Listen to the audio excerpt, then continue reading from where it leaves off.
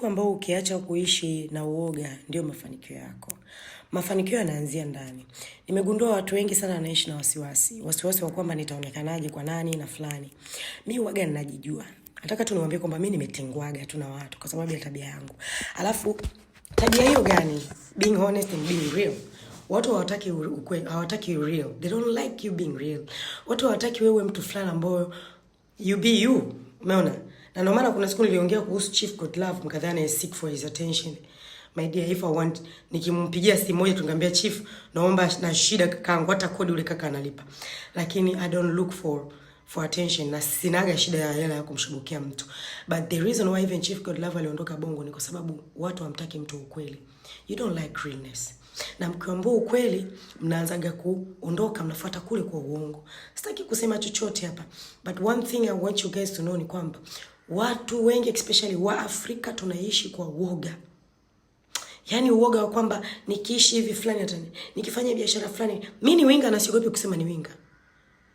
Nina duka Kariakoo but I still do winga. Eti unakuta mtu ananiambia nina vitu lete nina duka la simu, eti niache kufanya winga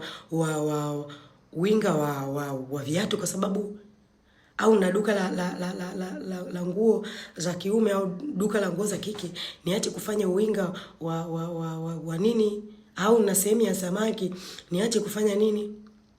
Mimi nataka niwaambieni, ukiacha kuishi kwa kufikiria nani anakuonaje, utaendelea sana. Kwa sababu mimi niligunduaga kipindi hicho wakati nilikuwa surrounded na hao wanafiki, ni kwamba wanatakaga uishi maisha fulani ambayo yatakufilisi. Kwa sababu ukiwa muoga utafilisika. Utaanza kuplease watu. Kuplease watu ni hivi kama unavyoona, siya bu, naomba nitumie. Kwanza ukianza urafiki na watu Tanzania, bu, na shida ya 100,000. Bu, naomba 20,000. Bu, naomba 5. I don't like that shit. Yaani ni uje kwangu kwenye maisha yangu uanze kupelekesha maisha yangu unavyotaka. Ama mimi naishi maisha fulani nimeamua kuwa hivi, sijui ni nini, usiwe hivi, sitakaje kupelekeshwa. Yaani mimi anayenipelekesha kwenye maisha yangu ni bosi wangu, business partner wangu, mama yangu mzazi, Mungu basi. Dini hainipelekeshi mimi. Yaani unakuta mtu umekaa kwenye dini na kufilisi, inachukua muda wako, inachukua sadaka yako, inachukua IQ yako, inachukua kila kitu. Unaenda kwa sababu unaogopa watu. Na ndio maana Mungu anasema wamtegemea wanadamu unaibika.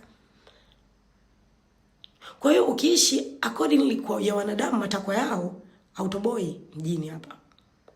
Na leo nimetoka kumtumia rafiki yangu message, ameniambia kuna watu wamekuona same fulani after they talk about you. Nikamwambia mimi soma rangi ya kukosa kusema kwa ubaya. Mimi the reason why nakaa peke yangu natengwaga, na nilishagunduaga leo so anajitenga mwenyewe, and I don't like people.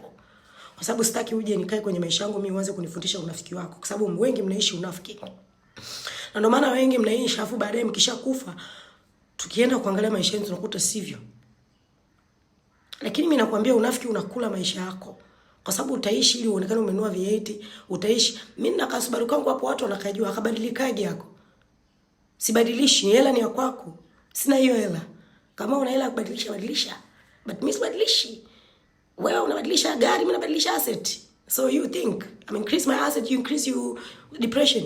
Kwa sababu kati ya vitu ambavyo mimi navijua watu wengi ambao hawajui ni kwamba ukiishi maisha ya kwamba nataka watu wanione hivi ama eti sitaki kuongea. Kwanza watu wananiambia I'm very active, I don't care who you are.